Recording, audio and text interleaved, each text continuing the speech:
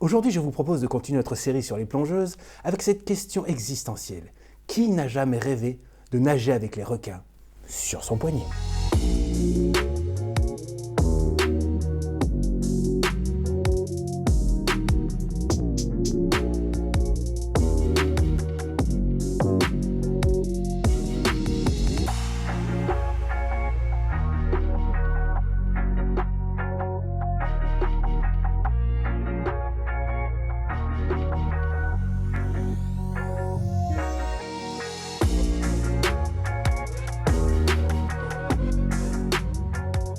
Chers amis, bonjour et bienvenue sur la chaîne. Alors comment serait-ce possible dans une série consacrée aux plongeuses qu'on ne parle pas d'Addis Dive ? Eh bien non, c'est pas possible. Donc on va parler de celle-ci. Il s'agit bien sûr d'un hommage à la célèbre Sumo. Mais quand je dis hommage, eh bien c'est un petit peu plus que ça. Parce que Addis Dive, disons qu'ils ont le chic pour toujours rajouter un petit quelque chose qui fait toute la différence. Donc moi c'est ma troisième Addis Dive. D'ailleurs, la première vidéo que j'ai faite de l'un de leurs modèles, c'était le cas un peu comme celle-ci, un hommage qui était plus, on va dire. Donc, est-ce qu'Addis Dive a réussi son coup encore une nouvelle fois ? Eh bien, c'est ce que nous allons voir tout de suite. Watch upon a time, c'est parti. Et voici donc notre Addis Dive AD2102. Alors, bien sûr, on remarque tout de suite ce cadran, hein, c'est ce qui fait la grosse originalité de ce modèle. Alors, c'est assez marrant parce qu'on est dans l'hommage, bien sûr, mais en même temps, on est quand même dans une inspiration, hein, parce que de mémoire, j'ai pas vu une Seiko Sumo qui ressemblait à ça au niveau du cadran, donc c'est un peu un truc un peu hybride, mais justement, c'est ce qu'ils font à Addis Dive, ils s'amusent beaucoup et c'est plutôt sympa, parce que le résultat, franchement, c'est pas mal du tout, quoi. Alors bien sûr, l'autre particularité de ce modèle, c'est bien évidemment ses dimensions. Et on va voir ça tout de suite. Alors accrochez-vous, on est sur un boîtier de 44,5 mm, une épaisseur de 14 mm, la longueur aux cornes est de, attention, 52 mm, l'entrecorne lui est plutôt sage, 20 mm, le poids lui, alors là c'est délirant, c'est 186 grammes, le verre lui étant saphir, bien sûr, il est légèrement bombé, avec une distorsion assez sympa. Il a un revêtement anti-reflet bleu, comme vous le voyez, plutôt efficace. La résistance à l'eau est de 200 mètres. Le fond de boîte est vissé, tout comme la couronne, qui est siglée d'ailleurs. Alors c'est sûr, ce genre de dimension peut faire peur, et vous auriez raison, parce que si vous avez un poignet un peu petit, on va dire, c'est limite. C'est vraiment là, et il faut que vous appréciez porter des grosses montres, épaisses, lourdes, voilà, donc... Après, c'est une montre qui n'est pas inconfortable, hein, on va le voir, et en plus, elle est quand même très jolie. On va détailler le cadran hein, dans un instant. Le temps de vous parler quand même de ce qu'il y a à l'intérieur de ce boîtier, eh bien, nous avons un NH35 classique, un remontage automatique ou manuel. Alors pour repérer ce mouvement, bien sûr, c'est du classique, hein, on a le stop seconde ici, c'est toujours génial. Après, ça se manipule très bien, il n'y a pas de problème. Bon, à noter que quand vous faites des mouvements un peu rapides, vous voyez que la trotteuse bouge un peu, mais ça, c'est pas du tout un problème, hein, c'est très connu. Là-dessus, ne vous inquiétez pas, la montre marche très très bien. Le premier écran pour la date, bien sûr, voilà. Et vous voyez, bonne surprise, tout est parfaitement centré dans le guichet. Guichet d'ailleurs qui est légèrement, on va dire, oui, il y a un petit contour très sympa. Ça le met bien en valeur en tout cas. Et maintenant, on va revenir à ce qui nous intéresse à mon avis le plus, et bien c'est ce cadran magnifique. Alors déjà, la couleur.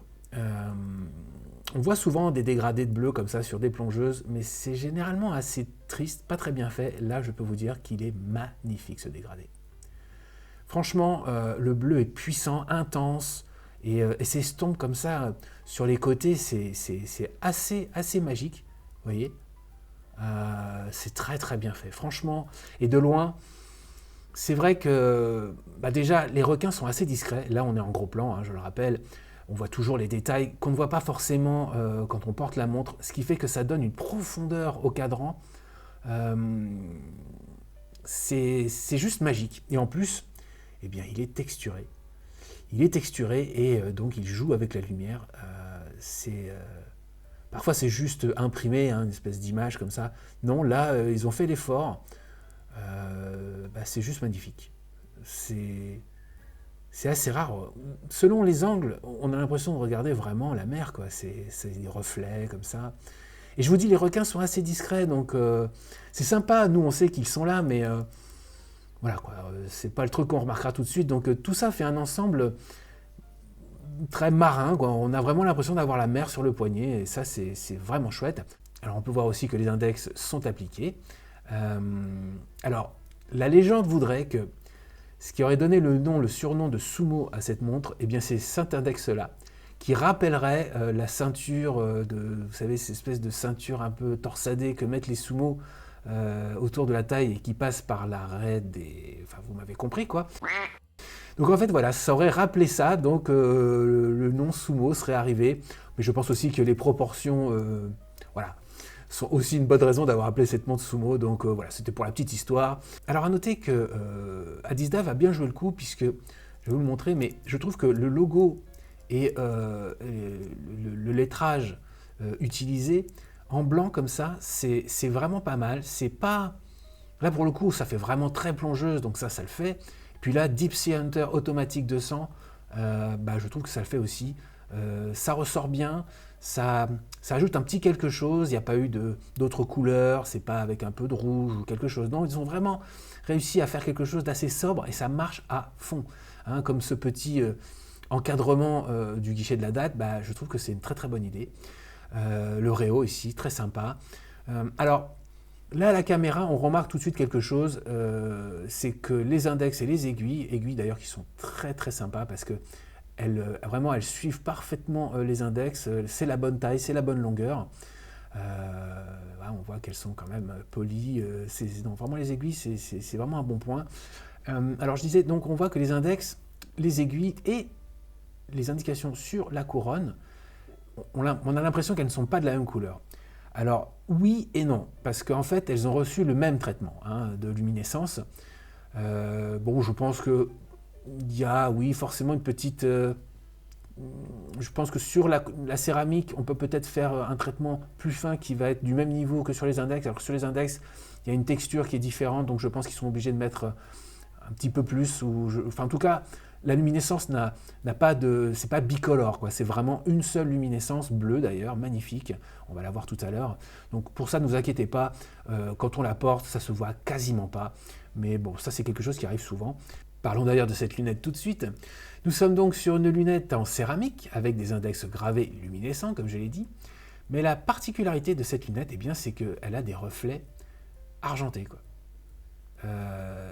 Et c'est vraiment comme ça à la lumière du jour, vous le verrez. Et c'est vraiment très beau.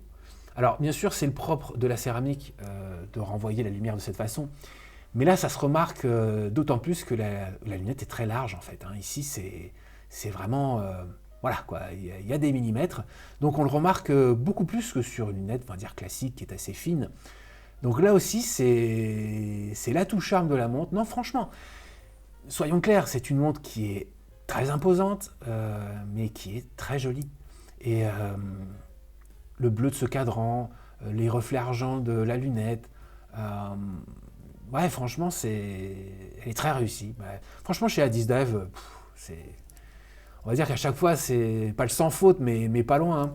Alors bien sûr, j'ai pas encore parlé du boîtier, mais là aussi, ils ont fait des efforts de détail assez impressionnants. Regardez toutes ces transitions entre le poli et le brossé, brossage qui est très fin, très bien réalisé, qui matche le bracelet.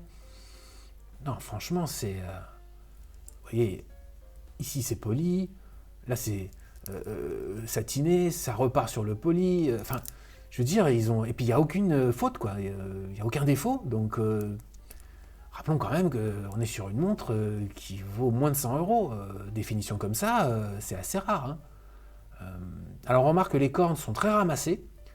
Bon, évidemment, là ils n'ont pas trop le choix vu les dimensions, mais franchement ça le fait. Ce qui fait que ça permet, moi, qui ai un poignet de 17 cm, donc on va dire moyen fin, de pouvoir porter cette montre sans problème. Bon, c'est sûr qu'elle couvre une grosse partie, voire toute la totalité de la largeur de mon poignet, mais c'est pas grave, moi j'aime bien les grosses montres, comme vous le savez. Alors parlons un peu du bracelet. Il y a le bracelet, là aussi, très bonne surprise.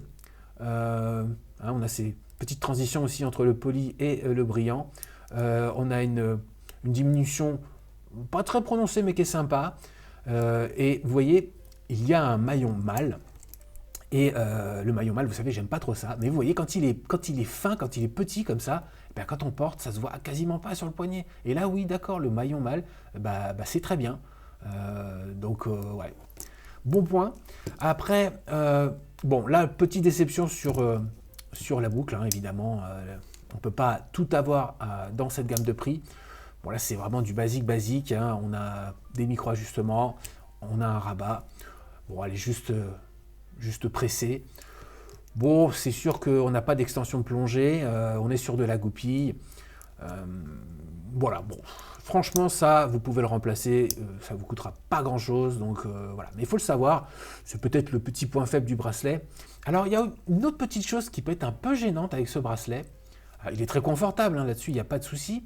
Mais vous voyez que bien, les maillons sont très larges, en fait. Et ça veut dire que pour trouver un réglage optimal sur votre poignet, c'est compliqué. Et moi, j'avoue que j'ai pas réussi à trouver...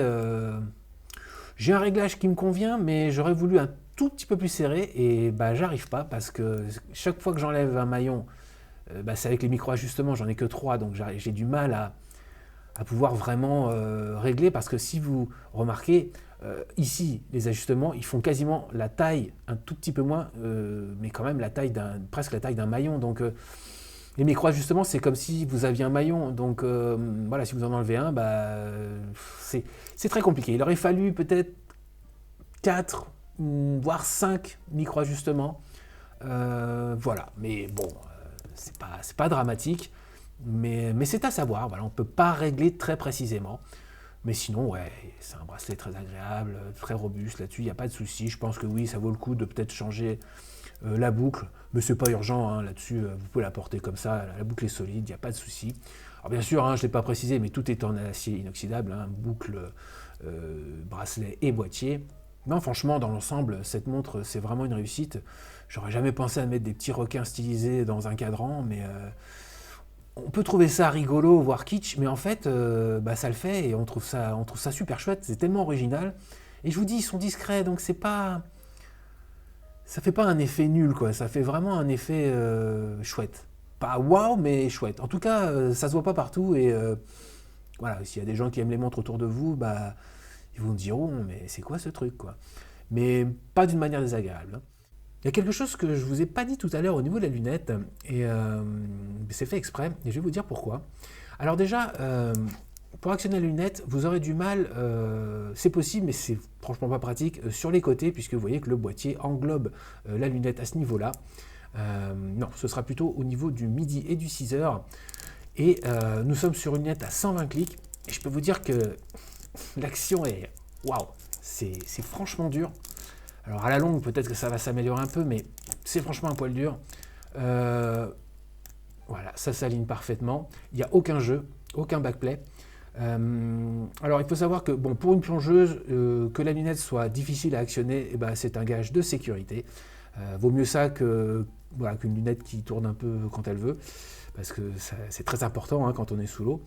Alors évidemment, hein, est-ce que c'est une lunette pour partir en plongée moi, j'ai envie de vous dire, 200 mètres, dans la carrière d'un plongeur, on va dire, non professionnel, je crois que jamais il ira aussi bas. La plupart des plongeurs, c'est plutôt entre 20, 30, 50, voire 60, et déjà là, c'est des bonnes plongées, quoi.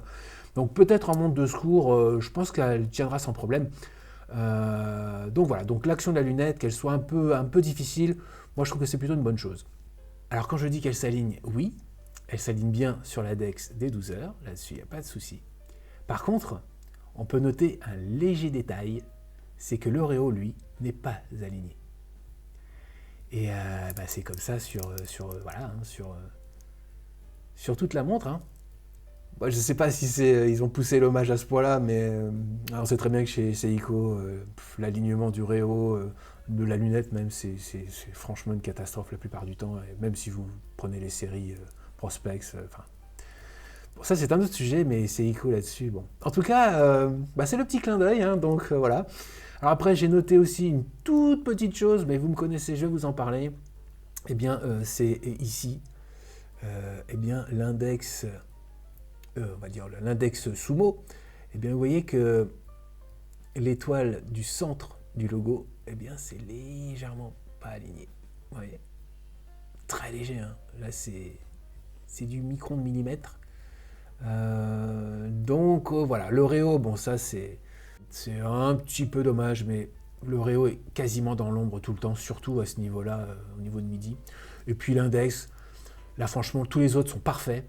Donc vous savez, hein, les index c'est toujours un peu compliqué, il faut être tolérant on va dire. Et puis on a vu la semaine dernière avec la Pagani 1709, c'était franchement un tout petit peu plus prononcé, là c'est rien du tout. C'est parce que voilà, moi je remarque plein de choses, j'aime bien détailler mes montres, donc pour ça je vous en parle, mais Adizdive est plutôt connu pour des contrôles qualité plutôt nickel, et là franchement c'est extrêmement léger. Non franchement la montre pour moi est de bonne qualité, bien réalisée, solide. Alors, ils n'ont pas fait les choses à moitié, c'est franchement une tool watch de la mer. Je peux pas dire mieux si... Je vous parle pas de plongeur professionnel, mais si... et encore, hein, ça dépend quel genre de plongée vous faites, mais bon, c'est très bien qu'aujourd'hui, les plongeurs professionnels, ils ont des ordinateurs de plongée, ça n'a rien à voir. Ils ont des montres de secours, au cas où, mais si vous travaillez voilà, sur des bateaux, que vous êtes moniteur de surf, de kite, de windsurf, que sais-je, ou que vous êtes, je sais pas, à la piscine toute la journée. Enfin, si vous êtes sur ces métiers-là, et ben franchement, oui, cette montre, elle est vraiment faite pour vous. Hein. Après, pour les autres, comme moi, c'est le style qu'on aime. Et franchement, cette montre est très réussie. Alors vous voyez au niveau de la luminescence, eh bien ça fait pas semblant, on est sur du traitement BGW9, donc autant vous dire que c'est de la qualité. Ça tiendra largement toute la nuit sans problème. Et voilà, je vous l'ai dit, hein, le traitement des index du cadran et celui de la lunette, eh bien il n'y a pas de franche différence. Donc voilà, c'est vraiment là aussi un gros atout de cette montre, une luminescence tout à fait utilisable et de qualité. Et voici ce que ça donne sur mon poignet. Donc, vous voyez que oui, c'est une montre qui porte assez haut. Et voilà, hein, elle couvre vraiment tout mon poignet.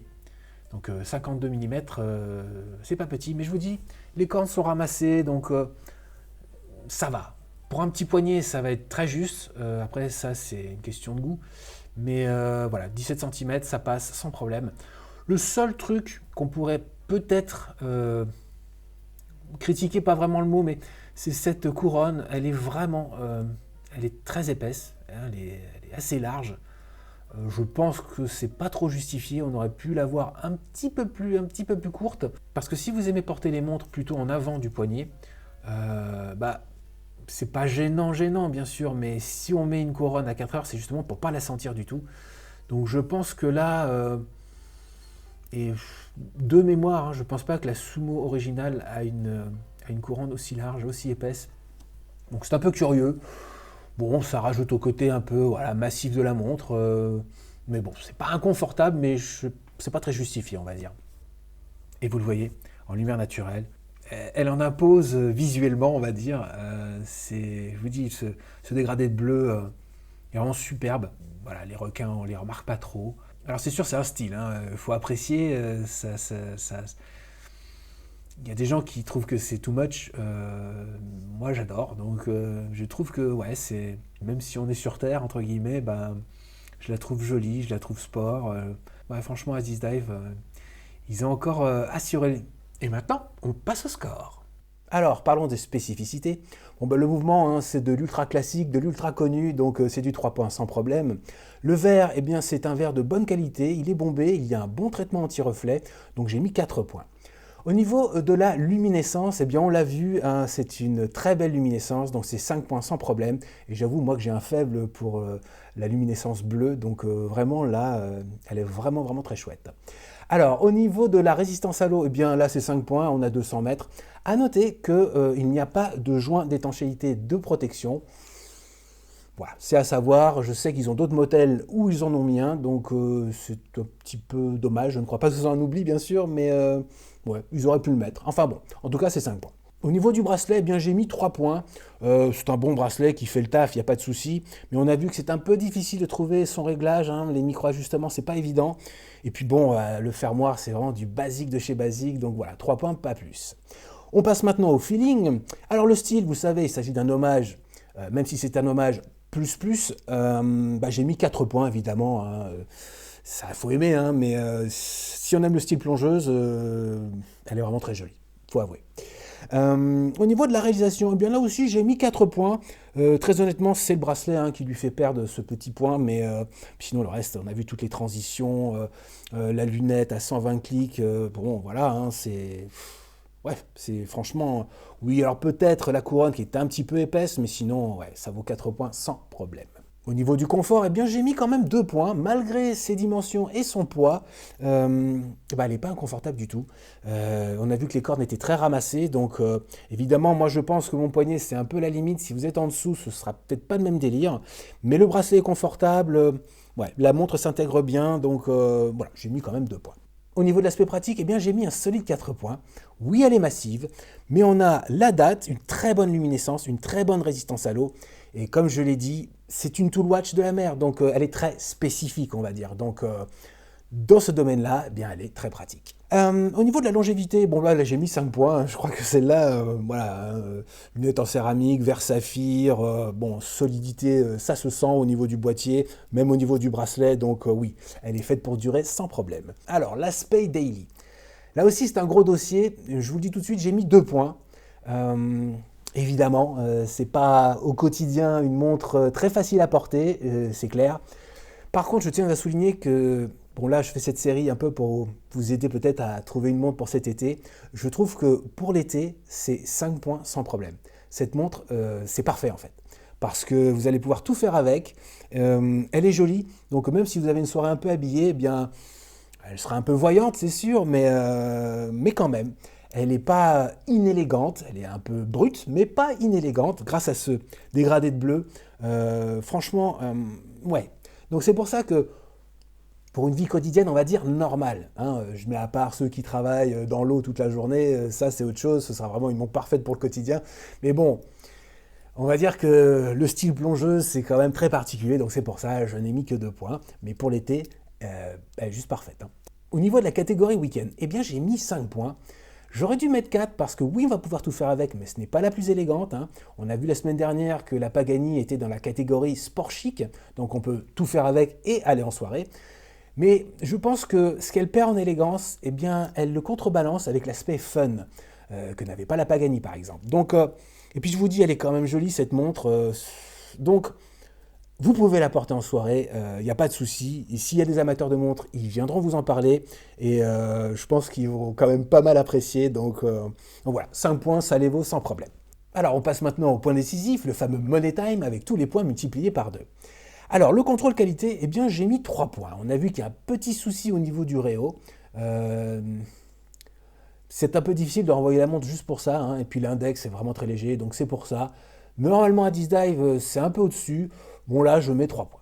Au niveau de la valeur d'achat, eh bien j'ai mis 4 points. En dessous de 100 €, une montre avec ces dimensions-là et ces spécifications, c'est pas si courant que ça. Donc en tout cas chez Adizdive, ils sont un peu spécialistes, donc c'est pour ça je mets 4 points. Alors la marque, eh bien j'ai mis un solide 3 points. Comme je le dis, là c'est ma 3e Adizdive. J'ai très envie de mettre 4, mais le contrôle qualité fait que pour l'instant, Adizdive, ça reste à 3, mais je pense que dans le futur, ça va vite monter à 4, sans problème. Alors, catégorie coup de cœur, sans surprise, là aussi, ce sera du 5 points, c'est du tout bon. Cette montre est hyper attachante, en tout cas, moi je l'adore. Donc, mais c'est un peu comme ça avec Adizdive. Ils proposent des modèles, mais qui ne sont pas juste des hommages ou juste une création originale. Ils arrivent à mettre quelque chose que, bah ouais, c'est... On les adore, leurs montres, franchement, et je ne suis pas le seul. Hein. Et le score final est de 76 points. Donc voilà, comme d'habitude chez Adizdive, hein, ils sont au-dessus des 70 points sans problème. Ils font vraiment de très bonnes montres à un très bon prix. Donc j'ai hâte d'avoir la prochaine. Voilà, c'est tout pour aujourd'hui. Merci d'avoir regardé la vidéo. Si ça vous a plu, bien sûr, n'hésitez pas à donner de la force à la chaîne, les abonnements, les pouces bleus, enfin vous connaissez tout ça par cœur. Mais ça aide franchement, donc d'avance, merci. Et on l'a vu, bien à Dive, toujours fidèle au poste, toujours à proposer des qualités de fabrication à des prix absolument abattables. Franchement, ils sont sans concurrence. Là, sur ce créneau-là, et puis c'est toujours des bonnes surprises. Ils se contentent pas juste de faire un hommage. Alors oui, elle existe en version juste black, quoi, le cadran noir, mais je vous conseille vraiment celle-là parce que c'est l'hommage plus, comme j'aime à le dire. Et c'est ça qui fait le fun, quoi. En tout cas, si vous allez à la plage cet été avec un programme grain de sable, huile solaire, chaleur et eau de mer, je pense que ce modèle est à considérer parce qu'elle est faite pour ça, tout simplement. Quant à moi, je vous dis rendez-vous au prochain épisode et d'ici là, prenez du bon temps, c'est important. See you next time sur Watch Upon a Time.